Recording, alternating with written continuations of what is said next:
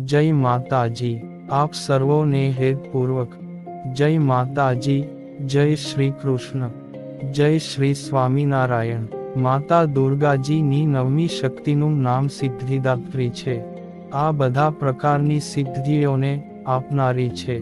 નવરાત્રિ પૂજનના નવમા દિવસે આ દેવીની ઉપાસના કરવામાં આવે છે।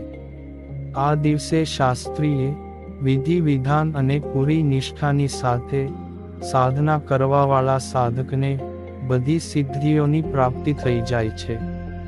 સૃષ્ટિમાં તેને માટે કશું જ અગમ્ય રહી જતું નથી અને તેનામાં બ્રહ્માંડ પર પૂર્ણ વિજય પ્રાપ્ત કરવાનું સામર્થ્ય આવી જાય છે। સિદ્ધ ગંધર્વ યક્ષાદેર સુરૈર મરૈર્પી સેવ્યમાના સદા ભૂયાત સિદ્ધિદા સિદ્ધિદાયિની।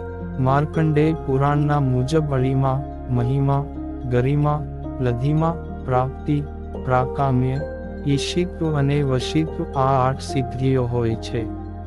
શ્રીકૃષ્ણ જન્મખંડમાં આ સંખ્યા 18 બતાવવામાં આવી છે, જેમના નામ આ પ્રકારના છે। 1 અણિમા, 2 લધિમા, 3 પ્રાપ્તિ, 4 પ્રાકામ્ય, 5 મહિમા, 6 ઈશિત્વ વાશિત્વ, 7 સર્વકામાવસાયિતા, 8 સર્વજ્ઞત્વ, 9 દૂરશ્રવણ, 10 પરકાય પ્રવેશન, 11 વાક્સિદ્ધિ, 12 કલ્પવૃક્ષત્વ, 13 સૃષ્ટિ, 14 સંહારકરણ સામર્થ્ય, 15 અમૃત, 16 સર્વન્યાયકત્વ, 17 ભાવના, 18 સિદ્ધિ। માંગ સિદ્ધિદાત્રી ભક્તો અને સાધકોને આ બધી સિદ્ધિઓ આપવામાં સમર્થ છે। દેવી પુરાણના અનુસાર ભગવાન શિવે દેવીની કૃપાથી જ આ સિદ્ધિઓને મેળવી હતી। એમના આશીર્વાદથી જ ભગવાન શિવનું અડધું શરીર દેવીનું બન્યું હતું। આ જ કારણે તેઓ સમગ્ર લોકમાં અર્ધનારેશ્વર ના નામે પ્રસિદ્ધ થયા હતા। માતા સિદ્ધિદાત્રી 4 હાથવાળી છે।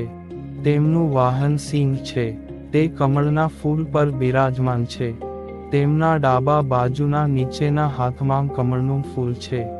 9 દુર્ગાઓ માંગ માતા સિદ્ધિદાત્રી અંતિમ છે।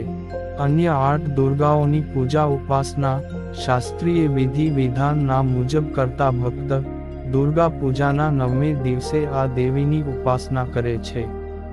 આ સિદ્ધિદાત્રી માતાની ઉપાસના પૂરી કર્યા પછી ભક્તો અને સાધકોની લૌકિક પારલૌકિક બધા પ્રકારની ઈચ્છાઓ પૂરી કરે છે। સિદ્ધિદાત્રી માંગના કૃપાપાત્ર ભક્તોની અંદર કોઈ એવી કામના શેષ બચતી જ નથી જેને તેઓ પૂરી કરવા માંગતા હોય। તે બધી સાંસારિક ઈચ્છાઓ આવશ્યકતાઓ અને સ્પૃહાઓની ઉપર ઉઠીને માનસિક રૂપથી માંગ ભગવતી ના દિવ્ય લોકોમાં વિચરણ કરતા તેમની કૃપા રસનું નિરંતર પાન કરતા વિષય ભોગ શૂન્ય થઈ જાય છે। માંગના ચરણોનું આ સાનિધ્ય મેળવવા આપણે સદા નિયમનિષ્ઠ રહીને તેમની ઉપાસના કરવી જોઈએ। માંગ ભગવતીનું સ્મરણ ધ્યાન પૂજન એમને આ સંસારની અસારતાનો બોધ કરાવતા વાસ્તવિક પરમ શાંતિદાયક અમૃત પદની તરફ લઈ જવાવાળી છે। 9મું નોરતું નવરાત્રિના 9મા દિવસે તલનો ભોગ લગાવીને દાન આપો। તેનાથી મૃત્યુ ડરથી રાહત મળશે, સાથે જ દુર્ઘટનાથી બચાવ પણ થશે। જય માતાજી।